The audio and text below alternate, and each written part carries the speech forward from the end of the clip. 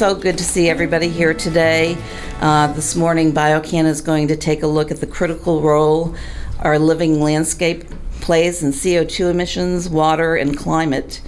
Temperatures are rising, but not only because of CO2 emissions from burning of fossil fuels, but also from unsustainable land and water management practices and loss of ecosystems that help moderate the climate. If we think back to ancient cultures, we've lost many of them. They've disappeared, and the reason for their disappearance is often contributed to a number of factors, including, not surprisingly, natural disasters like volcanoes, but also because of changing patterns in rainfall, deforestation, collapsing infrastructure, war, depletion of natural resources. We need to point out that the human race as a whole has survived these. But now that we have added new environmental stressors, we really need to pay even more attention. We've increased the level of CO2 in the atmosphere to beyond the level that has supported higher life forms like ours in the past. We are poisoning our environment with untested toxic substances. The population growth is exploding, and this is generating unprecedented demand for natural resources. So you can see where I'm going with this. Many look to technology for solutions, even though that we know that untested methods often have unintended consequences. The question I want to ask is, isn't it time, especially in communities like ours that have so much nature? We look around and say, we shouldn't have to worry about this because look at all the nature we have in Concord. However, we are in some ways the last stance for nature. And so it really would be worth our while to protect it. It's almost an experiment for the human race, if you look at it that way, because so many communities give way to unbridled development, and there are so many things that we can change. We need to work with nature to cool our environment, to remove the legacy carbon, to retain water on the landscape, and restore small water cycles. This is the message you're going to hear today from Concord resident and Biodiversity for a Livable Climate board member, Sharon McGregor, and from OR's executive director, Alison Field-Juma. They're very familiar to this group. They will talk about the big picture and steps we can take in order to really fight or make a difference in climate change. Each and every one of us must be willing to take action and to change the way we do things, even if this means going outside of our comfort zone. So, addressing climate change is simply not a spectator sport, and we can all make a difference. Thank you. And now, give you Sharon. Thank you, Lori. And I want to thank you all for having the opportunity to come here again and speak to you. You're a fantastic group, and last time I was here we had some wonderful discussion afterwards, so I look forward to that. And Lori, you've been doing an amazing job with this BioCAN, and thank you. And we hope that it's going to spread to other communities, and we're on the way with that. So I'm going to be telling a little story in the beginning. Last time I was here, I went into a lot of detail of, what are the various components of using nature to help restore our climate.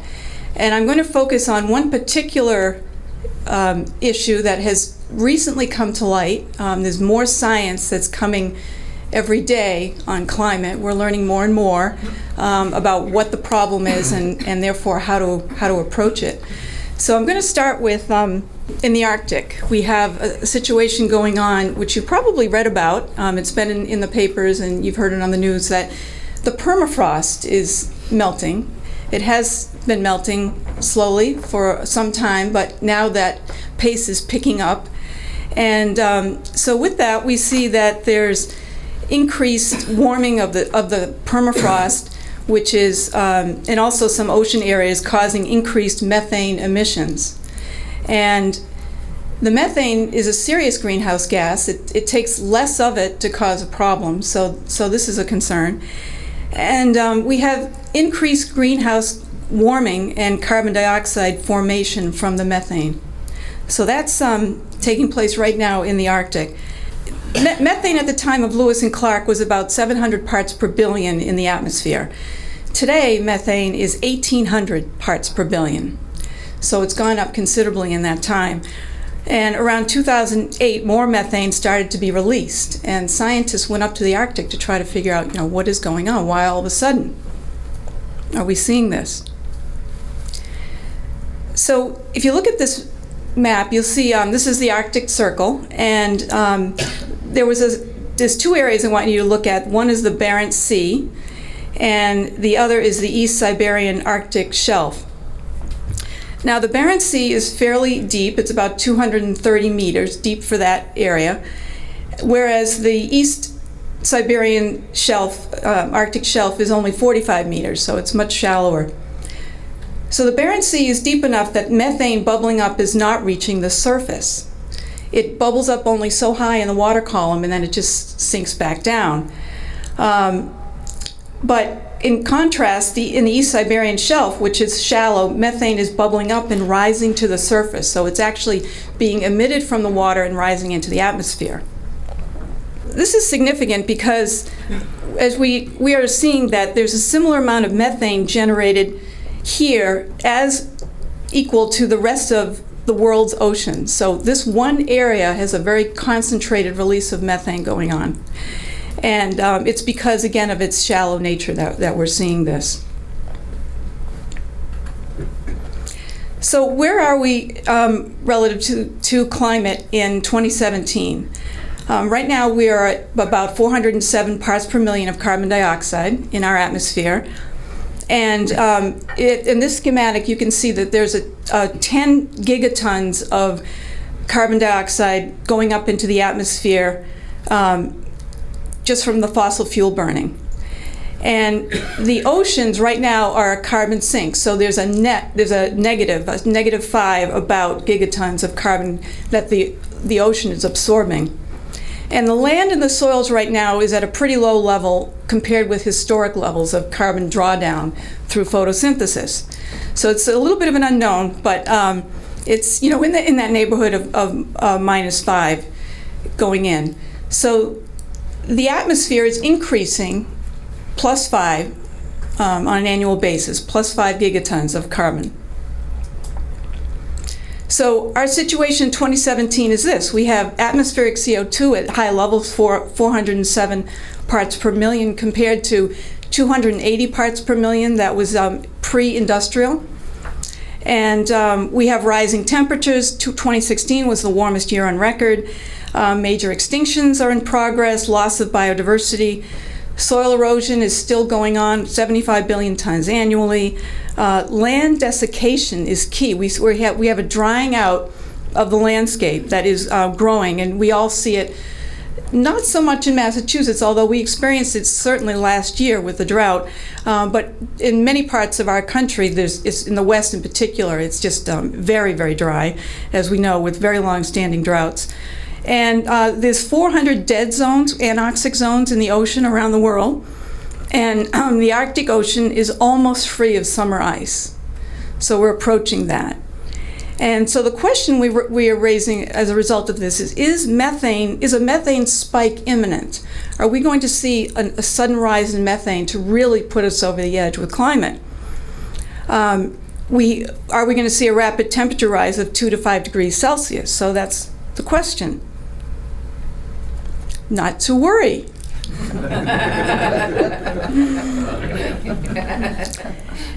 We just need to retain water on the landscape.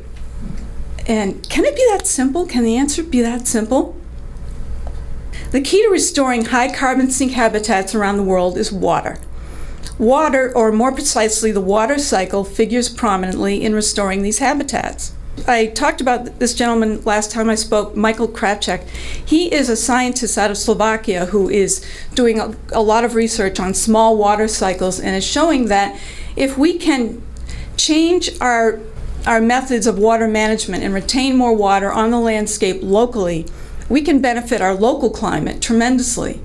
And if we all do that collectively, the local environments connected to each other will ultimately have a benefit for the global climate. So he's proposing a new water paradigm that we really focus on the local water cycles. So here's the causes of the loss of small water cycles. We have destruction of native landscapes on house lots and other development sites. We have excavation of native soils for sale to nurseries and replacement with biologically impoverished soils, often with invasive seed that's very dry and the soil cannot absorb the water. The water ends up just washing out into the streams and ultimately into the rivers and into the ocean rather than recharging groundwater. We see application of chemical fertilizers and pesticides that destroy soil biology, and the microfungi network, which has a 10-fold higher water absorption rate than soils without it, is not absorbing the water that as it used to. And we can't have a healthy absorption rate in the soils without the mycorrhizal fungi. Historic loss of beavers as keystone species, which thankfully are now returning to Massachusetts, and we all know that certainly in Concord they're back. And we have the loss of wetlands as well in terms of acreage and/or function. So it's not just the total amount, it's the actual function of those wetlands. So those are all contributing to the loss of the small water cycles. So the new water paradigm will hopefully change that. Now in the upper part of this graph you see that there's high evaporation, or it should say evapotranspiration, that goes on when a water cycle locally is healthy. And you have low water runoff and you have a great deal of recharge of groundwater. In the lower part you're seeing what happens when we have desiccated landscape. If we're not retaining the water, you have decreased evapotranspiration through plants, and you have large amount of runoff and a minimal amount of groundwater recharge. So if we rehydrate the continents, we can restore our climate. And the reason for this is that carbon follows the water.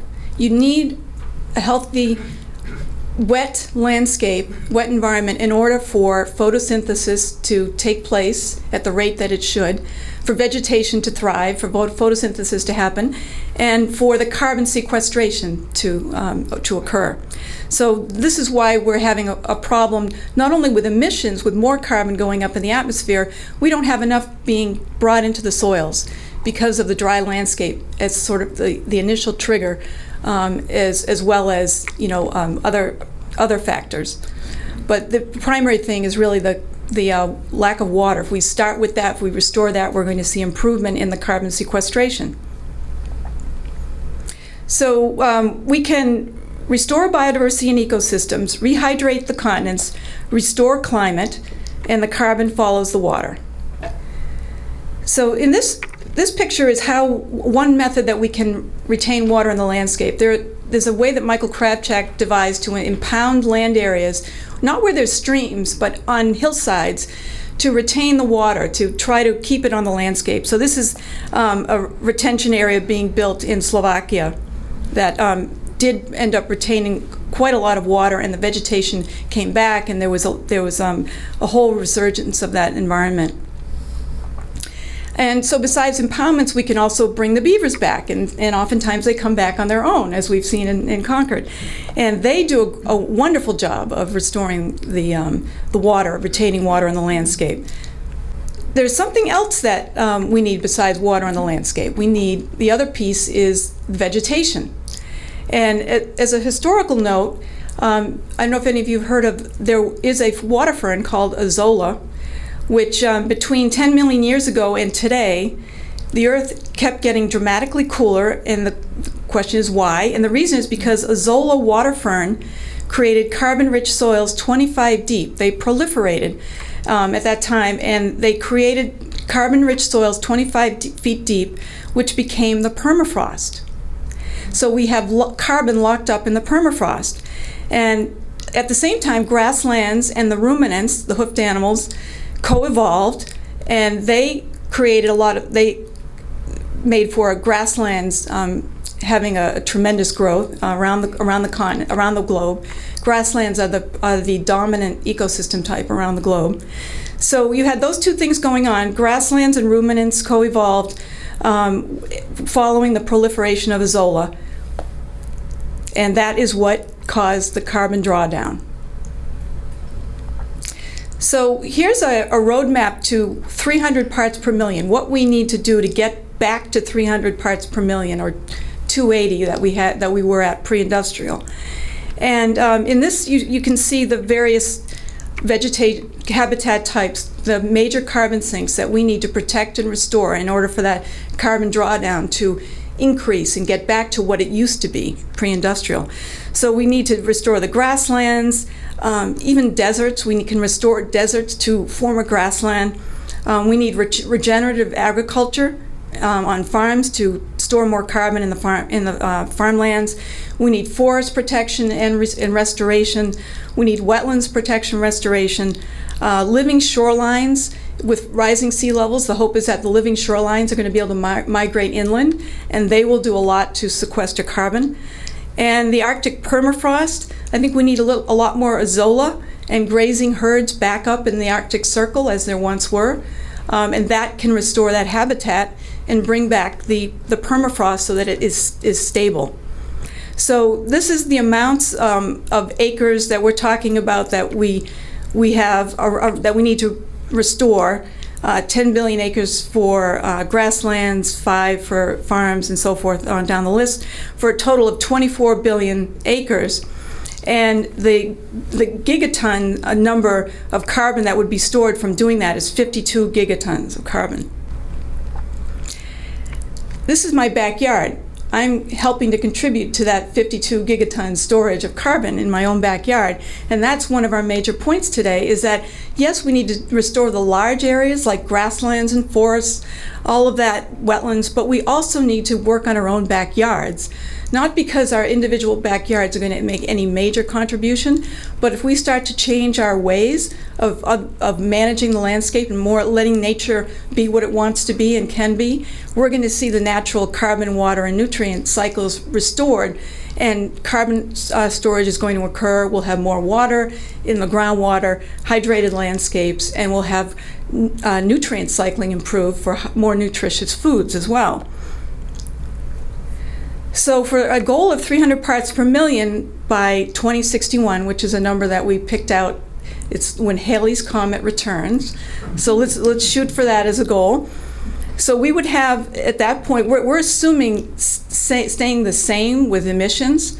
That's not going to be the case, but just for illustration purposes, if we kept emissions where we are now with 10 gigatons going up into the atmosphere, the oceans would have 5 going back, because they're no longer going to be a sink for carbon. They're going to actually release carbon into the atmosphere. And so that's 15 gigatons. And then you have 25 going into the soils by the methods that I just explained, by restoring all those habitats. So that's 15 plus, you have plus 15, you have minus 25, for a net of 10 gigatons coming out of the atmosphere. So think of that we can actually get that to come out by these methods.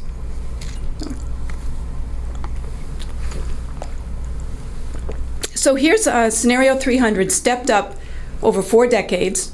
This is showing a gradual increase in the amount of areas that we restore ecologically.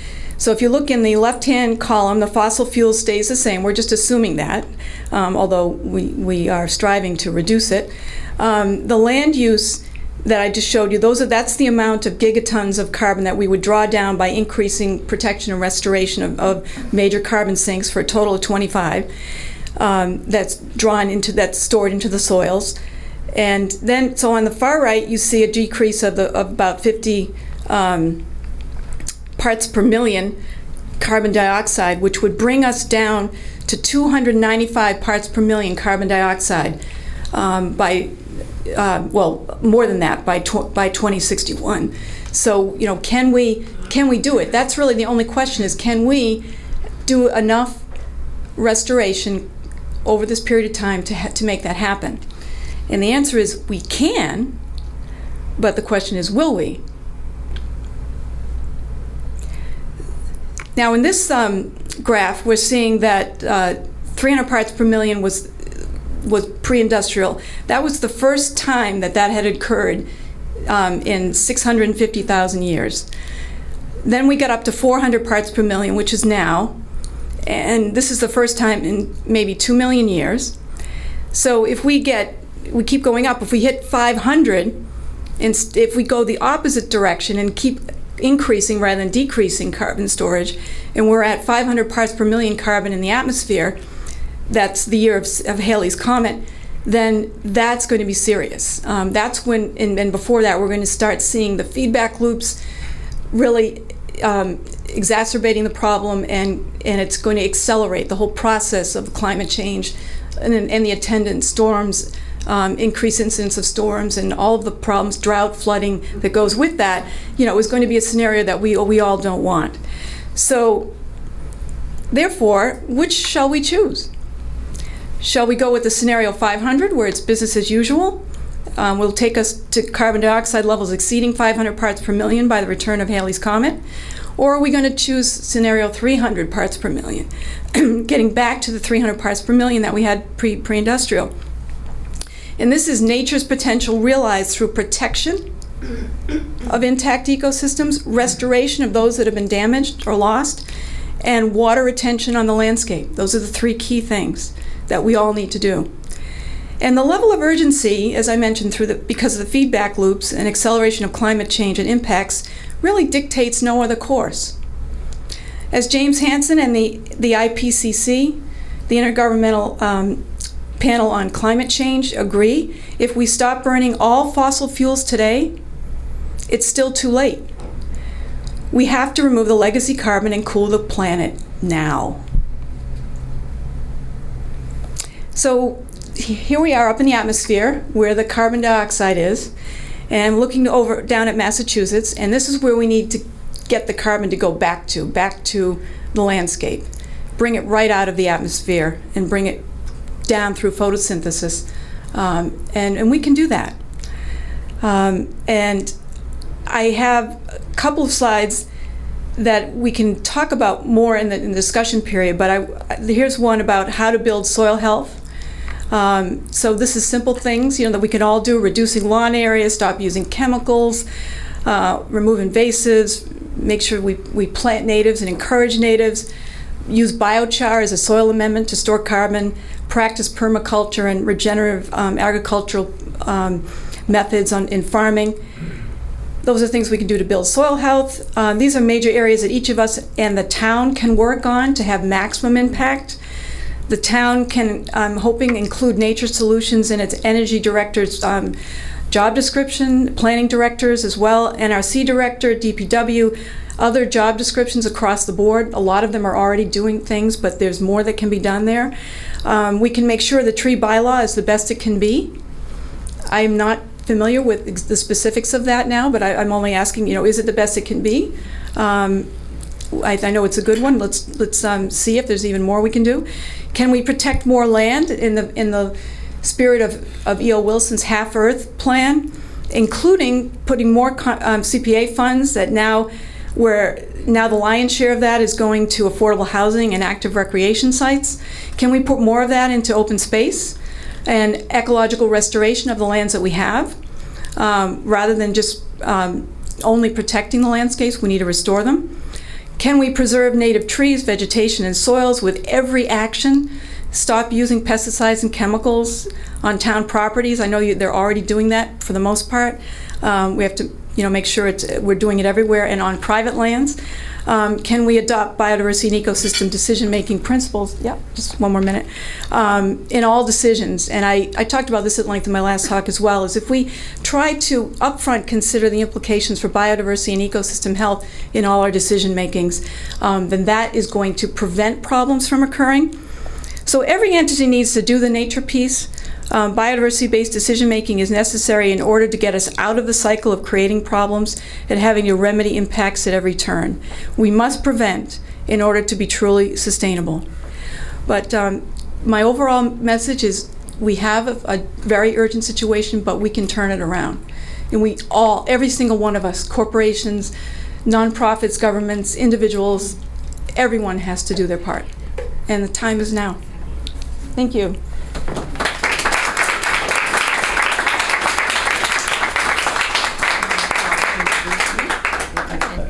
Good morning, everybody. I have a tough act to follow. That was really interesting, and what I'm hoping to do is to bring it a little bit more into to our town here, and also just some ideas to think about. Some of these have been presented before, some a few years ago.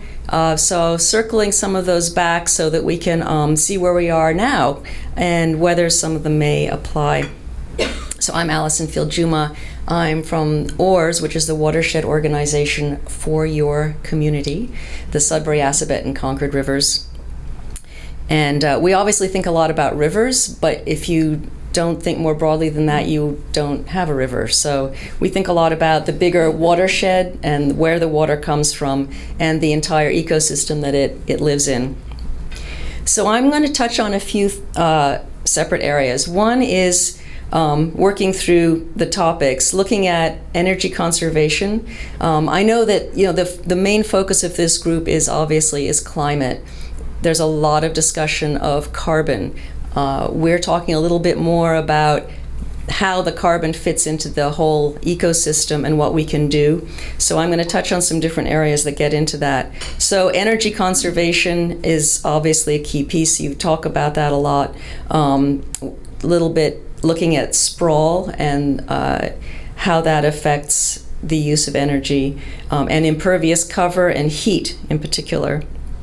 Looking at the water cycle and the water balance, how that cycle has been disrupted, and looking at the intensity of precipitation that we're now starting to observe, and changes in heat again, and then how to restore that cycle and look at some options there, and its carbon sequestration in the soils.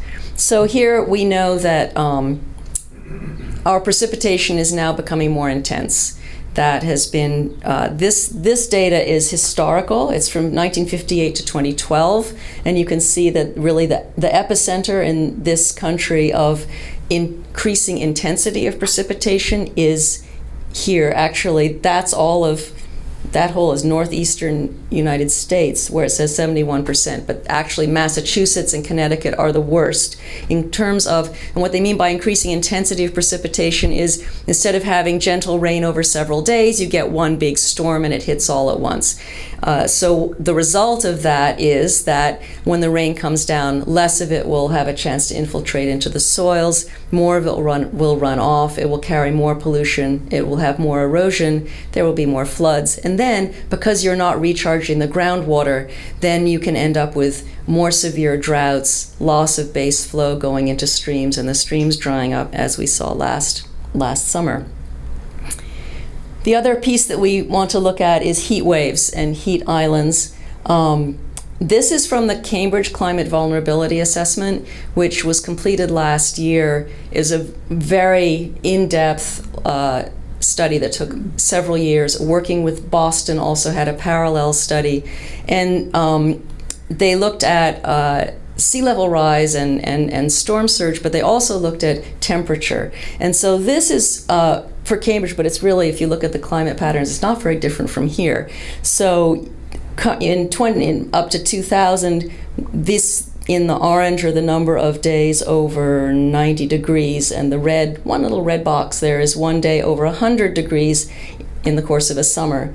We're already moving into the next set where you've got almost a month of days over 90 and 2 days over 100. And then you can see that what we can expect is basically a summer which is one long heat wave.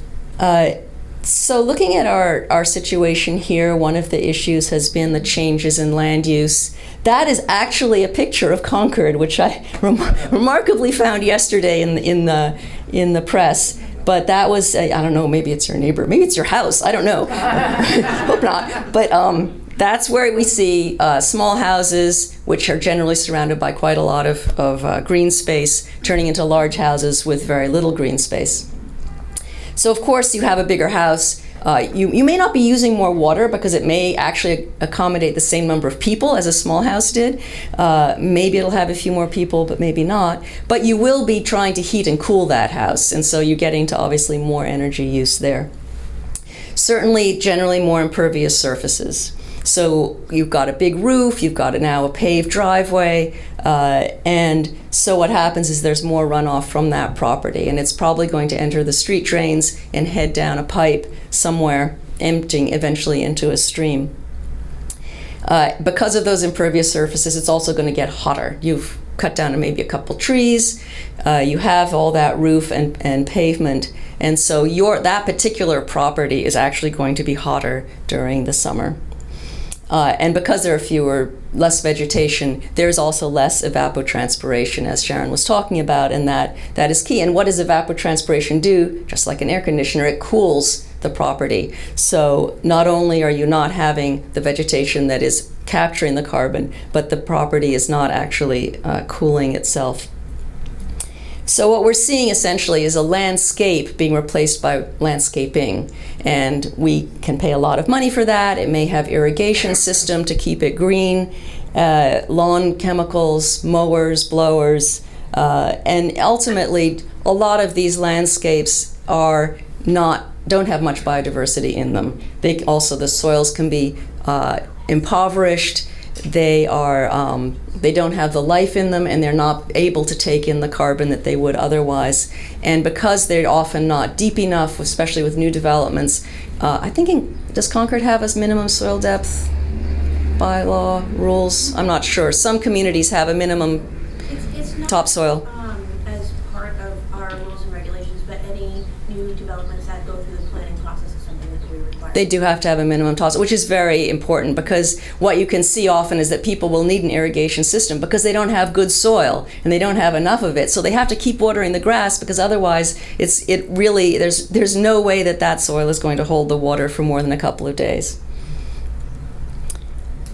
So this on the left is actually a study that was done in Virginia, just a couple years ago, looking at the average increase in impervious area and the runoff depth for 10 redeveloped parcels. These are redevelopments. This isn't like cut down the forest and put in new. This is the redevelopment, which is what is typically happening in a lot of our communities. And you can see that's not necessarily Concord, but they had a lot of redevelopment, and then you can see that there was an increase in the average runoff rate of the rainfall. So as a direct correlation, which is kind of obvious, but that they showed it that's what was happening. So there are a lot of things that can be done to address this that mean managing the property differently, and that's just a nice little educational piece that shows about how with your house, you can actually keep the water on the property. That's the idea, is that there should be no runoff from your property. What falls there stays there and soaks into the ground. Trees and shade. Trees are critical. For one, if it's a really hot 90-degree day and I need to go get some groceries, I'm not going to walk unless there's some shade, right? And unless it's bearable to go down the sidewalk to the shop. So people are going to be getting into their cars if they don't actually have a decent habitat to walk through that's bearable. So trees in all of our urbanizing landscapes are really important. I was just noticing, and there may be a very good reason for this, but I just noticed that in West Concord there are no street trees down Commonwealth Avenue, and it gets really hot on Commonwealth Avenue. I go there every day for lunch, and so that just made me think. Well, maybe even out here we should think about street trees. I noticed that in the new Brookside Square development in West Concord, they have a very nice setup with that's an example of an infiltration box where when it rains, the water that comes off the parking lot goes into the storm drain, or there's actually an opening under that tree box, goes right down, so the tree gets that water. And there may be some overflow system somewhere there where we can't see or not, But the idea is, let's do what we can to get the water to the vegetation so that it will survive in a fairly hostile environment. So there are a lot of things that we can do in how our own streetscapes, our personal home landscapes, and our developments are done. And this is just to make the point that it's not just what you see above ground that stores carbon. In fact, in grasslands in particular, more carbon is stored underground than is stored above ground. So that's one reason that we talk a lot about yards and gardens, because it's not just what you see above, but how you actually plant it. So this here says it's worldwide soils store 3 times more carbon than the vegetation and the atmosphere combined. And how you do that can make a difference. I think one last meeting I was here, we were talking about bees, and that we are very concerned about our pollinators. That's obviously a critical not only to the beauty of our landscapes, but to our food crops, and there is a lot of food grown around here. If we lose our pollinators, we're really in trouble. So how do you make your own personal space, and maybe town spaces as well, more biodiverse? And one of the points that we really need to pay a lot of attention to now is invasive plants, because you can see where, just driving down the highway, where some of these invasives are actually pulling down the trees. And where there was a forest that you drove by, now it's kind of this weird moonscapey thing that's green. And so we need to make sure that, well, one other thing that you see as you're just driving down a country road is that you can suddenly come across a little patch of trees that are covered with invasives, and that's somebody's property. But they didn't really see that it was theirs, and they needed to cut those down. And that's happening everywhere, that it's sort of creeping up on people, and they may not see that it's kind of like, oh, my neighbor has dandelions, and now my grass is going to be full of dandelions. It's those things spread, and each of those vines that has berries is going to be spread far and wide. So we need to think about how we as a community interact with our neighbors and how we take responsibility for managing invasives. So I just wanted to say a couple of ideas that are out there. This is called a Community Water and Energy Resource Center. This is something that is Bob Zimmerman came and talked here a couple years ago, I think, about it, and they're looking at it for Boston, which is a long-term project. A middle-term project is they're actually looking at doing this in Littleton. I say middle term because it's been many years already in discussions. But the idea is we have our wastewater treatment facilities. Some of us still have septic systems, but where it's collected, those facilities produce sludge. The sludge contains a lot of nutrients and a lot of energy. That gets shipped off to, I don't know if it goes to Blackstone, up near Worcester, where it gets incinerated. So we're basically using energy to destroy energy. Hopefully they get some heat out of it or something, maybe some electricity, but it's not an efficient way to use what is actually a valuable product. Phosphorus in particular, the world has a limited supply of phosphorus. We will be running out of phosphorus at some point. It's essential for agriculture. We should think about how to use that waste differently. Methane, we talked about earlier. So what a quirk does is it takes organic matter. It can be from a wastewater treatment plant. It can be the new organics that are being generated by our new laws that require the recycling of organics.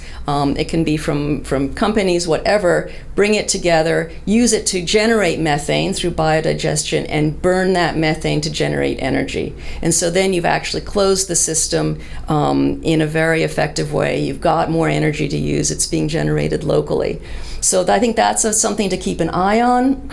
I don't know if the town here is thinking about that when they're looking at future wastewater treatment solutions, but let's keep an eye on it because ultimately it makes a huge amount of sense. Some of it will of course come down to making the money part work, but the money part looks like it will work in this case. The other thing is something that is called Net Blue. It's a new it's kind of, again, these things are not rocket science, but the idea is that any new development should not increase the amount of water that a community uses.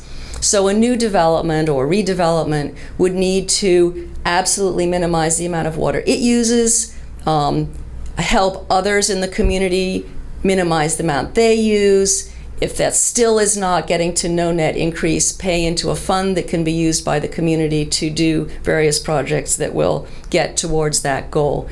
This is a whole new, Acton was actually one of the pilot communities. This is a national study. It's got a set of bylaws. It's got a whole process that a community can go through. Again, it's a tool.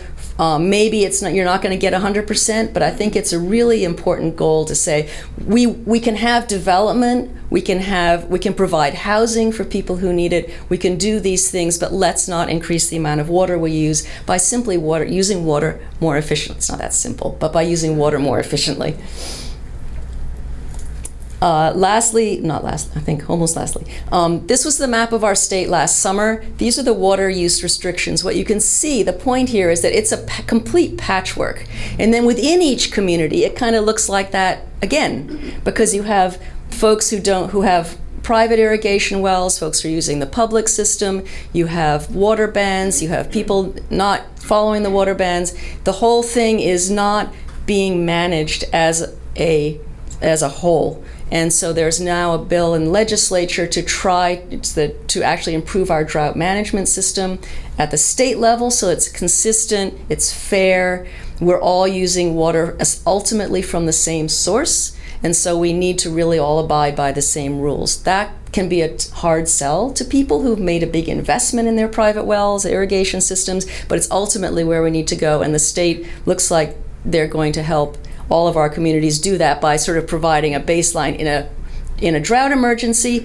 Everybody has the same rules, and we'll back you up on that. Concord's water supply, just to note that we are a watershed. We share our water among our communities. These are the town wells, the water supply in Concord, and this is the town well, water supply that's not in Concord, that's in Acton, and part of Nagog Pond is in Littleton. So obviously, and you've probably heard about it, but there's a question of how does one share resources across communities. So, a lot of people really don't think about when they use water. They may be aware of water conservation, like we don't want to run out, but even the water that you use, what is the impact of that?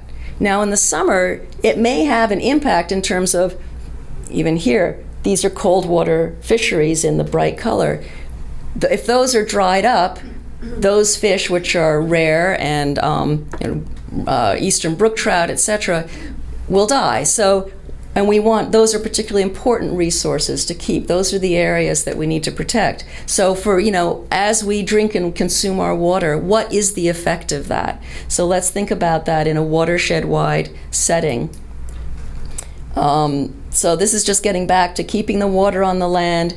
These are the practices. Sharon has already mentioned them, and I'd like to stop so we can have a good discussion, but this is really bringing back the ideas that we've covered, and to restore those small water cycles which we're a part of and we can actually manage ourselves. And then there are also healthy political practices. One thing that was raised, we had an environmental breakfast with our legislators, and they said, look, it's really important for you to tell us what you care about. And if you think that we already support something, and then you don't call us and you don't email us, but the other folks who don't agree with you do, we're in a spot, because we have to record every single call and every single email of who's pro and who's against. And if we don't hear from you folks, that puts us in a tough spot. So do contact your legislators on things that you care about, even if you think they already agree with you. The other thing is to talk to your local officials, because your municipality may support those same ideas, or they might not, because they have different concerns. Maybe they're trying to balance the budget, whatever it is. Talk to them and say, this is what I care about. What are your positions? Because I think I'm right that, every community works through the Mass Municipal Association. There have been some issues that MMA takes that ORS doesn't agree with, and there are others that we do agree with. I would like there to be more dialogue on those things, and that's also where you, as constituents, You affect your local government, you affect state government. And also for things like, are the water rates, maybe they need to be higher. Maybe we need to pay more for water. If the water department wants to increase the water rates, it would be good to be able to support them when that comes up, or other conservation measures. So those are the things to be engaged at all levels of decision making. And then also just, keep educating yourself, but not so much that you go crazy, because sometimes the news can just be a little bit too much these days. So a healthy balance there is important too. And of course, this is why we do it. It's the next generation and what we're going to leave them. Thank you.